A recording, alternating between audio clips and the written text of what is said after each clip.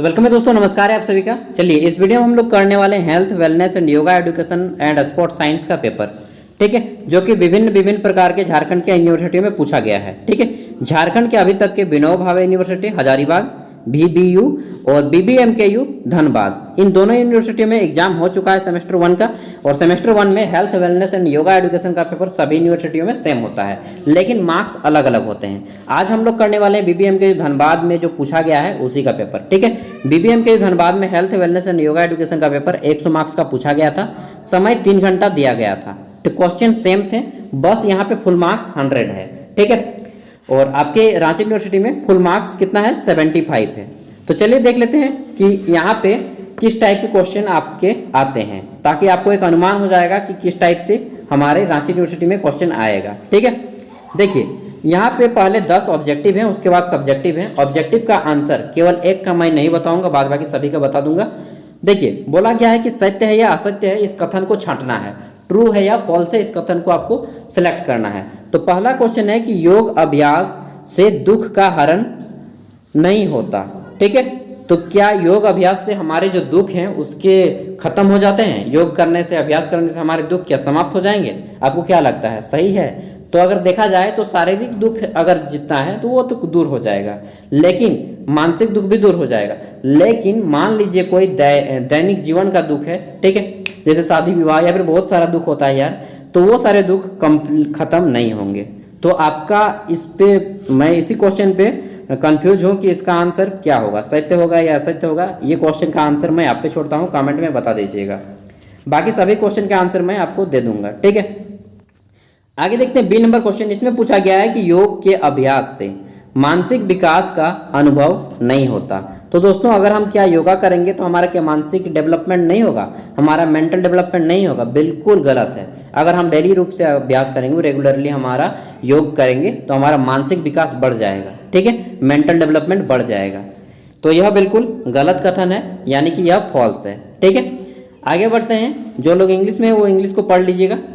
English में है, सी number है। इसमें पूछा गया है कि नियमित शारीरिक गतिविधियों से मांसपेशियां और हड्डियों को मजबूती नहीं बनती। यार अगर आप डेली कसरत करेंगे, व्यायाम करेंगे, क्या आपका हड्डी और मांसपेशी मजबूत नहीं होगा? बिल्कुल गलत कथन है, मजबूत होगा। ठीक है, तो यहाँ पे लिखा क्या है, मजबूती नहीं बनती है। तो क्या नहीं बनेगी? अगर आप रेगुलरली फिजिकल एक्सरसाइज करेंगे, दौड़ेंगे, व्यायाम करेंगे, बॉडी बनाएंगे, मसल्स बनाएंगे, और क्या आपका हड्डी और मांसपेशी मजबूत नहीं होगा? होगा। तो यहाँ पे क्या है, गलत है, असत्य कथन है। ठीक है, फॉल्स है। इंग्लिश में देखिए लिखा है कि regularly physical activities does not make muscles and bones strong. तो यह क्या है, बिल्कुल गलत है। हमारी मांसपेशियां और हड्डियां मजबूत हो जाएंगी अगर हम डेली दौड़ेंगे, धूपेंगे, बॉडी बनाएंगे, मसल्स बनाएंगे। ठीक है, और यहाँ पे बॉडी बनाने का काम केवल लड़कों का नहीं है, लड़कियों का भी है। यार आप लोग भी बनाइए, गर्ल्स लोग नहीं बनाती हैं घर में। थोड़ा सा दौड़िए, खेलिए, ईंटा उठाइए डेली 10, मतलब कम से कम 20 बार ही उठा लीजिए यार। ठीक है, ताकि कल दिन आपका जो हस्बैंड मारने को तो यार, तो आप लोग पकड़ के उसे ही धुन दें। आगे देखते हैं, अगला क्वेश्चन है। इसमें पूछा गया है कि नीरज चोपड़ा ने टोक्यो ओलंपिक में स्वर्ण पदक जीता। बिल्कुल सही बात है जी, नीरज चोपड़ा ने टोक्यो ओलंपिक में दोस्तों फर्स्ट प्राइज जीता था, गोल्ड मेडल जीता था, हम सभी को याद है। तो यह कैसा कथन है, ट्रू है, यानी कि सत्य है। ठीक है, सत्य कथन है। आगे देखते हैं ई नंबर। इसमें पूछा गया है कि अंडे में विटामिन ए नहीं पाया जाता है। यार अंडे में विटामिन ए नहीं पाया जाता है, बिल्कुल गलत कथन है। अंडे में विटामिन ए पाया जाता है, विटामिन बी पाया जाता है, ठीक है, विटामिन डी पाया जाता है। तो विटामिन, अगर पूछ ले कि अंडे में कौन सा विटामिन नहीं पाया जाता है, तो विटामिन सी। विटामिन सी अंडों में नहीं पाया जाता है। ठीक है, तो यहाँ पे क्या बोला है कि विटामिन ए नहीं पाया जाता है, तो यह बिल्कुल गलत है। अंडे में विटामिन ए पाया जाता है, बी भी पाया जाता है, डी भी पाया जाता है। ठीक है, सभी विटामिन के आप लोग नाम याद कर लीजिएगा, मैं आपको एक बार लिखवा दूंगा। ठीक है, और उसके कौन कौन से फायदे हैं, किसकी कमी से क्या रोग होता है, उसको थोड़ा सा देख लेना है, बाकी मैं आपको करवा दूंगा। एफ नंबर है कि योग के अभ्यास से मानसिक विकास होता है। तो अगर हम लोग रेगुलरली योगा करेंगे तो हमारा मेंटल डेवलपमेंट होगा, बिल्कुल हमारा मानसिक विकास होगा। तो यह कैसा कथन है, सत्य कथन है, ट्रू है। ठीक है, आगे देखते हैं। अगला क्वेश्चन है कि महेंद्र सिंह धोनी जो है भारतीय क्रिकेट के सबसे अच्छे कप्तान हैं। यहाँ यही बोला गया है कि भारतीय क्रिकेट इतिहास में महेंद्र सिंह धोनी का सबसे सफल कप्तान माना जाता है। तो बिल्कुल सही बात है दोस्तों।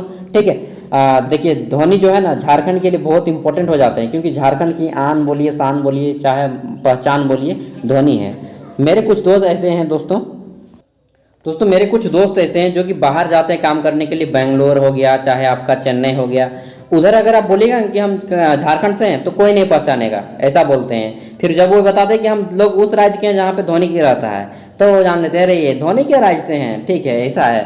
तो दोस्तों ऐसा है, धोनी को बहुत ज़्यादा सम्मान दिया जाता है बाहर में, ठीक है, और झारखंड की पहचान भी की जाती है धोनी से। बाहर में झारखंड को नहीं जाना जाता है, धोनी को जाना जाता है साउथ में राज्यों में, ठीक है। तो जब हमारे दोस्त लोग काम करने जाते हैं बाहर तो ये बताते हैं ये किससे, ठीक है। इसलिए मैं धोनी का क्या बताऊं, फैन हूँ यार थोड़ा, आप लोग भी होंगे। महेंद्र सिंह धोनी हो गया, ये बहुत सफल कप्तान थे भारतीय टीम के, और अभी भी वैसा कप्तान नहीं मिला है भारतीय टीम को।